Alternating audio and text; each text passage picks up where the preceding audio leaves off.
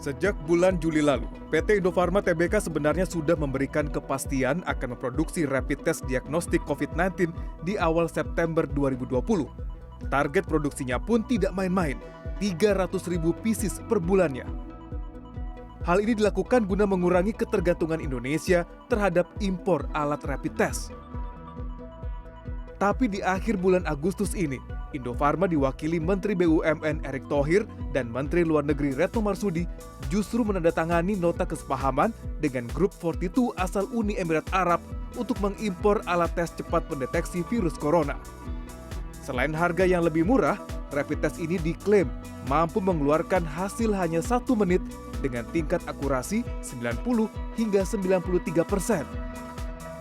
Disinilah kita memastikan bahwa transformasi daripada industri kesehatan Indonesia tidak jago kandang, tetapi menjadi partner yang baik untuk dalam menjaga distribusi baik di dalam negeri maupun distribusi atas produk-produk Indonesia di luar negeri. Terlepas dari kecanggihan rapid test dengan teknologi laser ini, Kementerian Kesehatan sejak pertengahan Juli lalu telah mengeluarkan ketetapan baru terkait penggunaan rapid test. Kebijakan ini senada dengan rekomendasi WHO di mana rapid test tidak digunakan sebagai alat diagnostik pasien corona. Bahwa penggunaan rapid test tidak digunakan untuk kepentingan diagnostik. Badan Kesehatan Dunia WHO pun merekomendasikan penggunaan rapid test hanya untuk tujuan penelitian epidemiologi atau penelitian lainnya yang berhubungan dengan pencegahan dan pengendalian virus corona ini.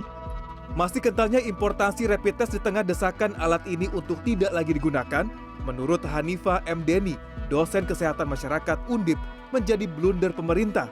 Hanifah menyebut ketidaksinkronan kepentingan dan kebijakan antar lembaga dan kementerian di Indonesia pun semakin jelas terasa.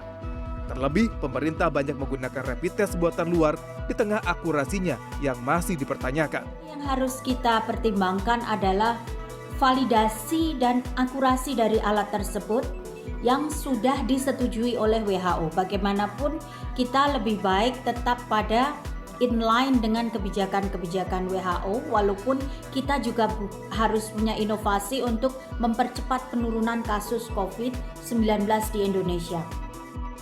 Di tengah gembar-gembor impor rapid test yang kesekian kalinya ini, Indonesia ternyata sudah mampu menciptakan rapid test dengan tingkat akurasi 98%.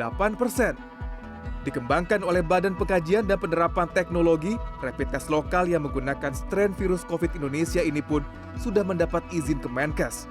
Rapid test yang dijual seharga hanya Rp75.000 per buah ini mulai diproduksi sejak pertengahan Juli 2020. Insya Allah akhir minggu ini sudah 100.000 kit kita produksi. Baik. Iya. Dan akan kita scale up, akan kita tingkatkan produksinya hingga bulan depan itu 1 juta kit per bulan. Importasi alat kesehatan nampaknya masih menjadi candu pemerintah Indonesia.